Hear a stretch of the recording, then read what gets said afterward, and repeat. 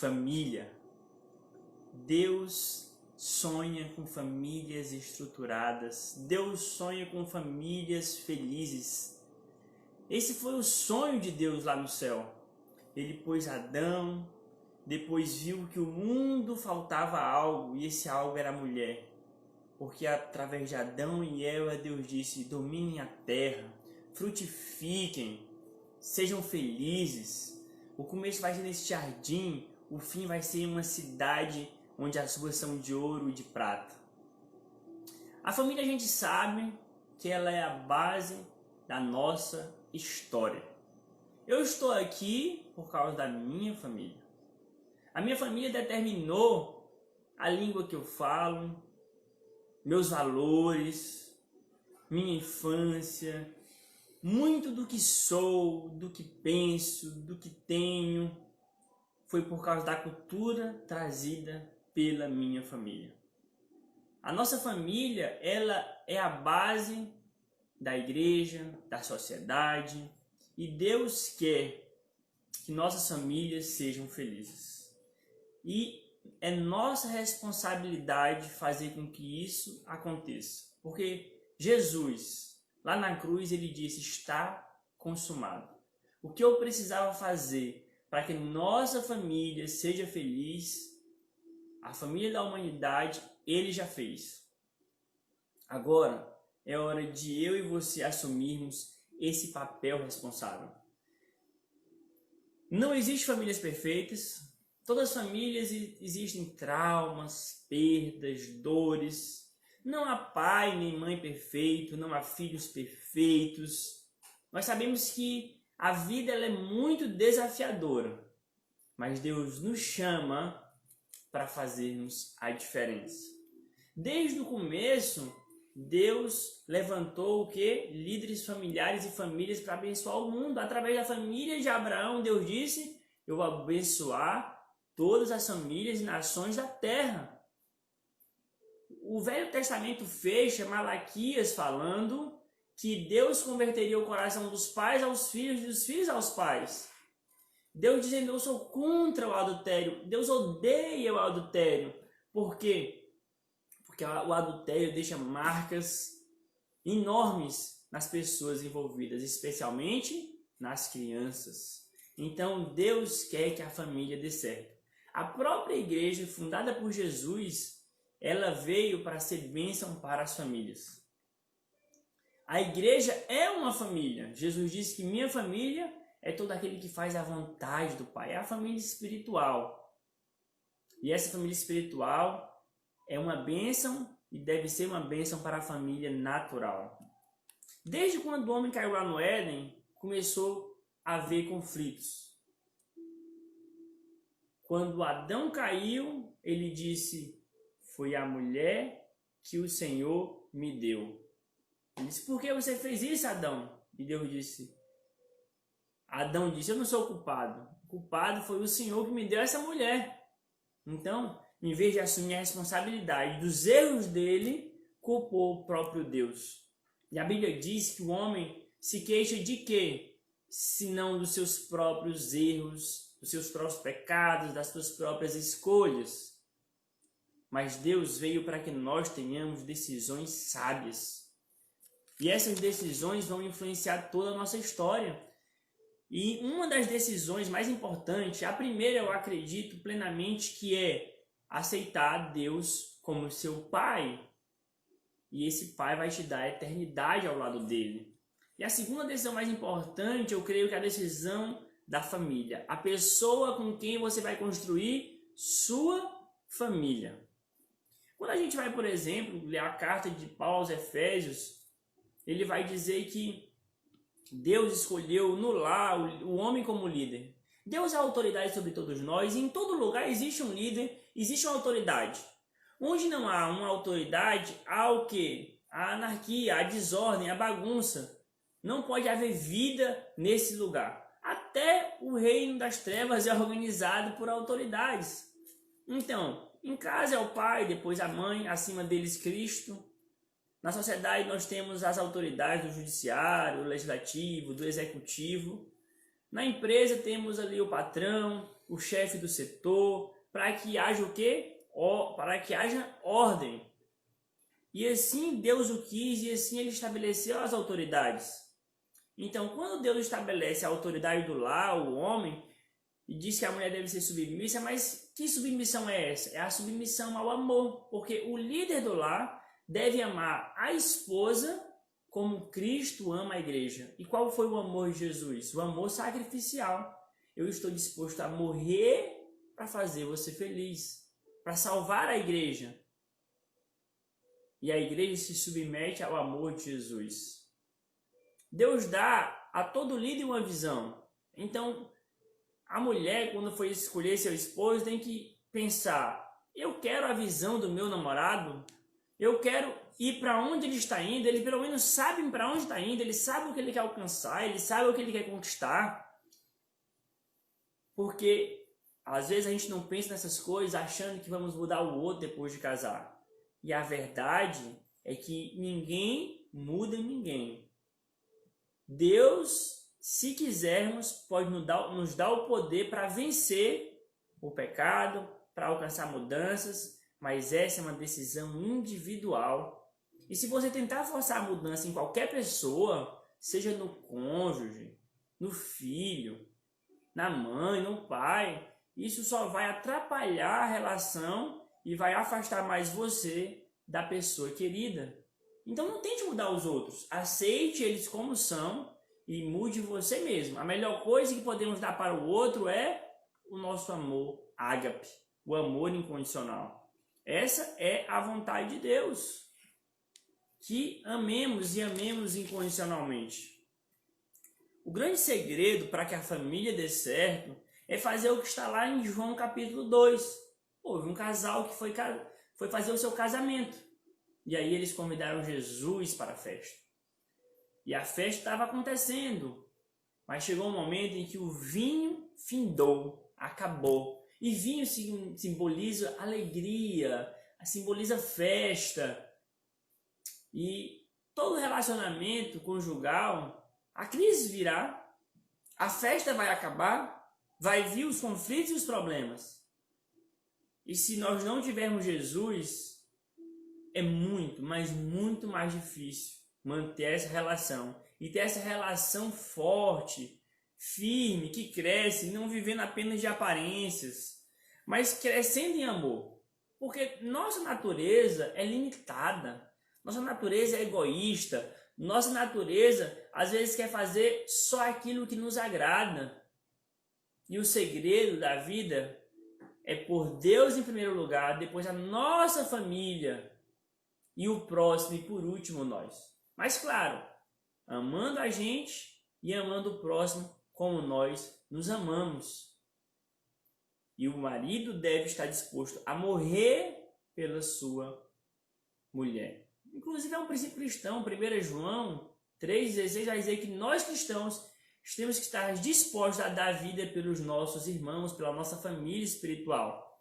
Paulo falando a Timóteo diz que se nós não cuidarmos da nossa família, nós somos piores do que as pessoas que não conhecem a Deus, piores do que os pagãos, os incrédulos. Então, se você acredita em Jesus, se você acredita em Deus, você precisa de fato amar a sua família e não amar apenas com palavras, amar com ações. Procurar ter tempo de qualidade juntos, procurar presentear, nem que seja um presente simples, procurar elogiar, porque às vezes a gente esquece, só elogia na época que namora, é a coisa, mais linda do mundo. Quando casa a gente esquece disso, mas a gente precisa o quê? Regar o nosso jardim, A mulher, ela precisa se sentir amada de fato na relação. Se a mulher não tiver certeza que ela é única, ela vai estar insegura, ela não vai poder ser plena, ela não vai poder ser ela mesma na sua melhor versão. E para que tenhamos famílias felizes e estruturadas, nós precisamos entender esses princípios. 1 Coríntios 13 vai dizer que qual é a primeira qualidade do amor? O amor é paciente. O amor espera. O que separa as pessoas? é a incompatibilidade de forma alguma. O que separa a gente do cônjuge é o nosso pecado. É nós querermos as coisas apenas do nosso jeito, nós não queremos ceder, nós não colocarmos a terceira pessoa no relacionamento. Essa terceira pessoa é Deus. Deus precisa estar na relação do casal. Assim como ele precisa estar no nosso coração, ele precisa estar também no nosso casamento.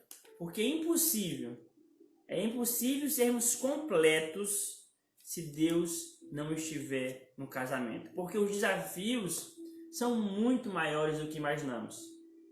Porque o cônjuge, ele nos conhece por inteiro, porque eles convivem com a gente. A relação de irmãos e de pais é totalmente diferente do que a relação com o cônjuge. Na época do namoro, você passa algum tempo com ela.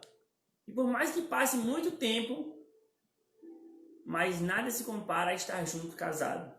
Porque ali a sua nudez, não apenas física, mas eu estou falando a nudez da alma, a nudez do espírito, ficará patente ao outro. E quando vemos a realidade de quem é o outro, precisamos aceitá-lo e amá-lo. Claro que Deus abre exceções. No caso, né, de adultério, entre outros, de violência, enfim. Mas primeiro nós temos que amar e buscar a solução. Agora, não havendo, com certeza, Deus ele abre exceções, mas precisamos orar bastante. Precisamos ver se não há uma solução, se não há perdão. Porque a maioria das pessoas que não perdoam se arrependem depois porque não voltou para um relacionamento que poderia dar certo. E Deus diz assim, Jesus disse, olha, o que Deus uniu, ninguém o separe. Ninguém o separa. Então, lute pela sua família, lute buscando a Deus, pedindo auxílio e ajuda. O sábio Salomão disse que é melhor estar em companhia do que estar sozinho, porque a recompensa é bem maior, né? É bem maior. E duas pessoas pensam melhor do que uma. Eu tenho mais de um ano casado e apesar dos desafios que é claro que existe, quem casou sabe muito bem disso. Quando a gente não casa, a gente pensa que o negócio vai ser legal, perfeito, mas não é perfeito porque você não é perfeito, o outro não é perfeito. E aí, naturalmente, surgirão conflitos e a gente precisa o quê? Se adaptar. Jesus disse e repetiu que Deus falou lá em Gênesis, que o homem deixaria pai e mãe e se uniria a sua mulher e os dois seriam um. Agora, esse deixar precisa ser o deixar físico, ter o seu cantinho, você e o seu cônjuge. Porque por mais que seja boa relação com os sogros, Deus diz, não, é melhor você ter o seu cantinho. Por mais que você gaste um pouquinho mais, por mais que seja difícil, mas se Deus está dizendo algo, a melhor coisa é obedecer. E todos os casos que eu conheço, as pessoas dizem, realmente, não foi bom ter morado lá na casa dos sogros. Às vezes você pode morar por uma temporada, mas tente sair o mais rápido possível e viver no seu cantinho, né, com o seu amado, a sua amada. E Salomão continua dizendo assim, quando é dois, um pode até cair, mas o outro vai ajudar ele a se levantar. Mas pobre de quem cai e não tem quem o ajude a levantar-se. E se dois dormem juntos, vão manter-se aquecidos. O bom da relação a dois é que, assim, o outro tem pontos fortes que a gente não tem. Minha esposa, ela tem alguns pontos fortes que eu não tenho e ela me ajudou demais. Minha vida ganhou um outro nível de organização pessoal, financeira e tantas outras coisas. Juntos nós somos certamente muito mais fortes.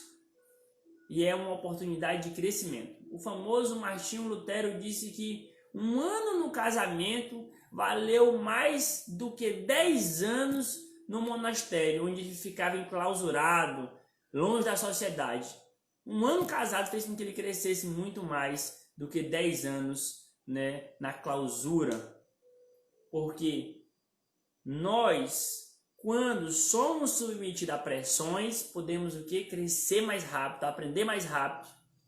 A pressão que sobrevém sobre nós, por exemplo, quando casamos, se nós quisermos, nós saímos pessoas maiores, melhores, porque nós aprendemos a lidar com elas e a crescer enquanto pessoa. E se a gente cresce no relacionamento a dois, a gente vai melhorar o nosso relacionamento com as demais pessoas. Deus quer que aceitemos uns aos outros, né? Uma das máximas para quem é casado é: não tente mudar o outro, não vai dar certo. Ame ele como ele é, como ele é. E o princípio que Pedro escreveu lá na primeira carta, no capítulo 3, ele dando o exemplo de Sara, uma mulher que seguiu o seu marido, porque Abraão morava na cidade mais rica do seu tempo. Era um homem muito bem sucedido. E Sara tinha sua família, tinha os seus, mas quando Deus disse a Abraão: sai daí e vai para onde eu estou te mandando, ele obedeceu. E Sara foi com ele. Não só foi com ele para Canaã, mas rodou toda Canaã, mudando de um lugar para outro, e depois foi para o Egito e voltou. Porque ela escolheu um marido e resolveu segui-lo. Por isso que precisamos, como eu disse lá no começo, saber quem queremos como cabeça, como líder. Escolha bem, para que depois você não vá pensar depois do casamento. Veja antes e depois, qualquer problema que tiver, leve para os pés de Deus, orando e buscando dele o socorro, a ajuda, porque ele sempre nos ajuda. O maior testemunho que podemos dar para o mundo é termos famílias que estão aos pés de Deus, é sermos um marido, uma mulher que estão em união, em unidade. Unidade é um processo, não é fácil, porque nós precisamos amar as nossas mulheres como Cristo ama a igreja, e as mulheres respeitarmos, porque o homem gosta de ser respeitado, como a igreja deve honrar o Senhor Jesus. E nessa relação, os dois saem bem melhores. A gente não conquista o outro com nossas palavras, mas com nossas atitudes. E Deus quer que demos certo. Quer que sejamos pessoas que sabem viver e viver bem na relação a dois. Quando a mulher se submete, ela não submete a uma pessoa que é ditadora, não. Porque Jesus era o exemplo de quem conquistava o outro pelo serviço, pelas atitudes. Então a submissão bíblica é a submissão ao amor. E esse é o ideal, que amemos como Cristo nos amou. E se não for assim, a gente também não vai se separar por causa disso. Mas a gente vai buscar a solução. Porque todos nós estamos em um processo de crescimento. Todos os que querem estão o quê? Avançando, mas o crescimento não é muito rápido. Muitas vezes há muitas quedas, deslizes, mas a gente não pode desistir e todo dia está avançando, melhorando. Sabendo que o princípio que Deus colocou no lar sobre o marido não foi o princípio democrático, mas o princípio da chefia. O marido tem a responsabilidade de responder pela sua família. Algumas coisas ele pode até levar para votação, mas Deus vai cobrar dele a forma como ele foi o sacerdote, o líder espiritual e em todos os sentidos do seu próprio lar. Que possamos ser pessoas, cônjuges, tanto homem quanto mulher, e filhos também, que procuram se comunicar, que procuram falar o que querem, quais são os seus valores, para onde estão indo, planejar a vida financeira, porque a grande maioria das famílias brasileiras estão endividadas, porque os casais não sentam, não planejam, querem viver além do que podem viver, nunca juntam, não são sábios na sua vida do planejamento, em muitos sentidos. E isso faz com que o conflito venha. Grande parte dos casais se separam por quê? Porque as finanças estão um desastre. Então as finanças são algo muito importante para a vida familiar. Nós, na relação um com o outro, precisamos aprender a ser pessoas compreensivas, calmas, não sermos explosivos, não estourarmos irado com o outro porque algo não nos agrada, mas chamar, dizer o que incomoda, dizer o que precisa mudar e devagar. Não diga tudo de uma vez, diga uma coisa por semana, na melhor hora, com o melhor tom.